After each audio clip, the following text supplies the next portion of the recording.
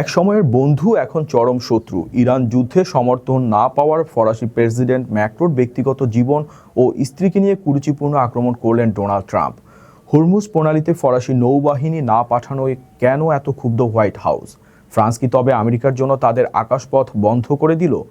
দুই বিশ্বনেতার এই ব্যক্তিগত কাদা ছোড়াছুড়ি কি আটলান্টিকের দুই তীরের সম্পর্ক চিরতরে ভেঙে দিবে? বিস্তারিত বাঁধনের রিপোর্টে।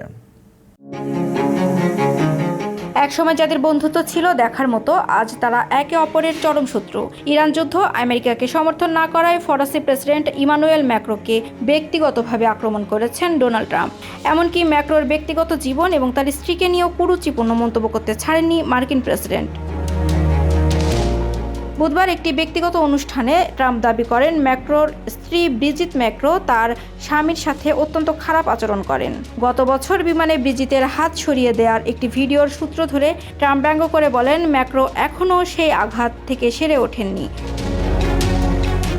বর্তমানে দক্ষিণ কোরিয়া সফরে থাকা ম্যাক্রো এই মন্তব্যের জবাবে বলেছেন, ট্রাম্পের কথাগুলো মোটেও মার্জিত নয়, বরং এগুলো কোনো প্রেসিডেন্টের মানদণ্ডের সাথে যায় না। নিজের স্ত্রীর বয়স এবং ব্যক্তিগত জীবন নিয়ে ট্রাম্পের এমন তুচ্ছ-তাচ্ছিল্যে দৃশ্যত ক্ষুব্ধ ফরাসি প্রেসিডেন্ট। ব্যক্তিগত আক্রমণের আড়ালে রয়েছে গভীর রাজনৈতিক ফাটল। ট্রাম্প চেয়েছিলেন ফ্রান্স যেন পারস্য উপসাগরে আমেরিকার সামরিক অভিযানে সরাসরি যোগ দেয়, কিন্তু ম্যাক্রো সাফ জানিয়ে দিয়েছেন তিনি হরমুজ প্রণালী খুলে দেওয়ার অভিযানে অংশ নেবেন না। এমনকি ফ্রান্স, স্পেন ও ইতালি মিলে তাদের বিমান ঘাঁটি মার্কিন যুদ্ধ বিমানের জন্য নিষিদ্ধ করেছে।